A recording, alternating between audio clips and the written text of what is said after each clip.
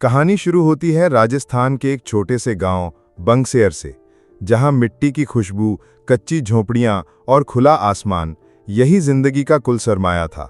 और इन्हीं झोपड़ियों के दरमियान रहता था एक लड़का, सरफराज। सिर्फ 13 साल का था जब उसके वालिद दुनिया से रुखसत हो गए। घर में एक बूढ़ी माँ और 3 छोटी बहनें, कमर पर रस्सी बांधे और हाथ में एक लाठी लिए वो रोज निकलता था बकरियां चराने। गर्मी हो या सर्दी, बारिश हो या तूफान, सरफराज की पहचान एक ही थी, बकरियां और उसका चरवाहापन। लोग उस पर हंसते थे।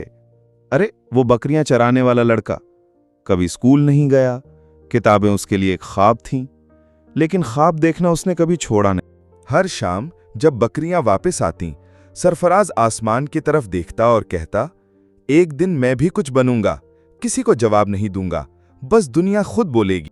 वक्त गुजरता गया। सरफराज ने आहिस्ता आहिस्ता बकरियों का दूध बेचना शुरू किया। पहले 2 लीटर, फिर 5, फिर 10 लीटर। गांव के लोग अब हंसते नहीं थे, बल्कि पूछते थे। सरफराज 19 साल की उम्र में उसने एक छोटा सा डेयरी स्टॉल खोल लिया। कभी जिनके सामने नजरें झुकाकर खड़ा होता था, अब वही लोग कतार में खड़े होते थे उसके दूध, दही और घी के लिए। लेकिन असल मोड़ तब आया जब उसने यूट्यूब पर एक वीडियो देखी, बकरी पालकर करोड़पति कैसे बने। उस रात वो सोया नहीं।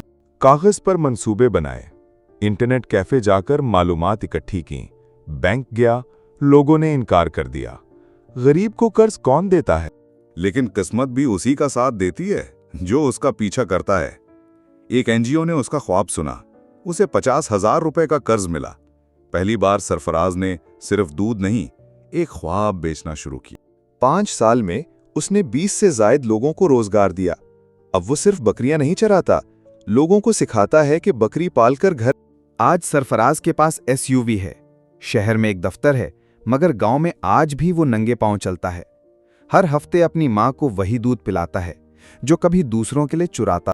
उसके घर के बाहर एक बोर्ड लगा है जिस पर लिखा है, बकरी वाला नहीं, मेहनती ही। कभी बकरियां चराने वाला लड़का आज लाखों कमा रहा है, लेकिन उसकी सबसे बड़ी कमाई इज्जत।